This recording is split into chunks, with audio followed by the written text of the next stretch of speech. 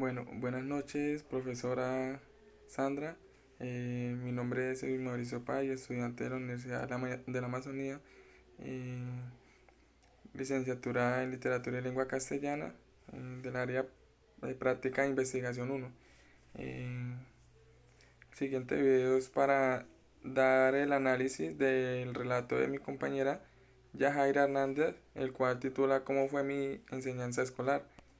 Eh, entonces aquí el relato presentado por la compañera Yajaira, que se titula ¿Cómo fue mi enseñanza escolar?, nos narra un poco acerca de la experiencia que ha vivido durante su etapa de niñez, frente al proceso de aprender a leer y a escribir. Cabe resaltar que en su relato nos cuenta algunas de las experiencias y adversidades que se le presenta durante este proceso. Por otro lado, el título nos deja un mundo abierto de preguntas, dado que su narrativa, las experiencias contadas son muy cortas y nos deja ver a fondo y no deja ver al fondo el transcurso de ellas.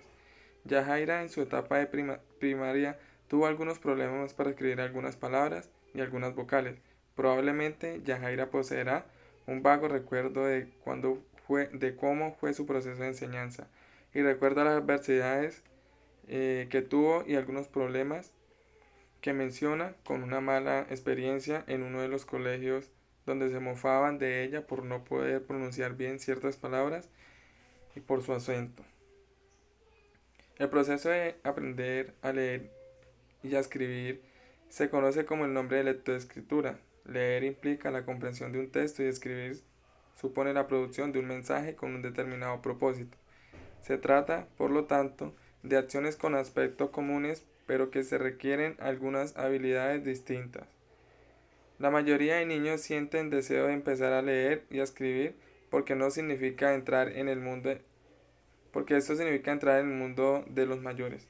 No obstante, no siempre los adultos sabemos acompañar este proceso para que sea satisfactorio y se dé adecuadamente.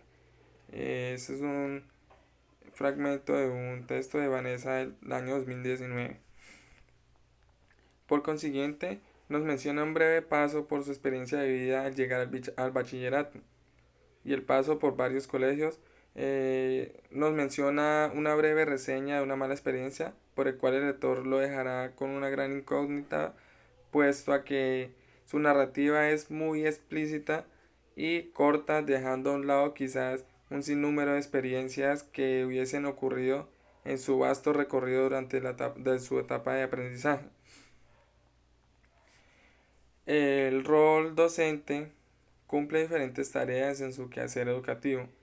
Estas tareas son beneficio del estudiante. Las tareas a cumplir por parte del docente son, por ejemplo, la iniciativa, la enseñanza, la observación, la mediación, etc. Las tareas que realiza el docente en el aula de clases son vistas como comportamientos del docente con los estudiantes. Estos comportamientos son beneficiosos tanto para la construcción de conocimientos, la ampliación de destrezas, el descubrimiento de talentos y virtudes de los estudiantes. De esta manera, el docente cumple un rol protagónico en el que relaciona la utilización de algunos recursos tales como la pizarra, computadoras, proyectores, videos, su voz y otros la enseñanza para lograr la construcción de conocimientos. Suárez Carlos, 2014. Para concluir, a la narrativa le falta mencionar lo que en el título ella expone, puesto que deja una explicación muy amena y muy corta a lo que menciona. Nos da un pequeño abrebocas de una introducción en el proceso de aprender a leer y a escribir, el cual para uno como lector queda como con esa incógnita de saber más el trasfondo de lo que ella vivió, cómo fue ese proceso, eh, cómo fue la superación. Entonces queda uno como con esa incógnita de saber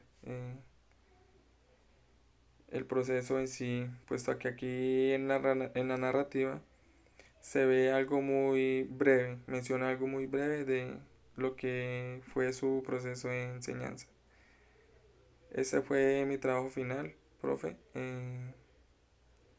La análisis de la narrativa de la compañera Yajaira Hernández.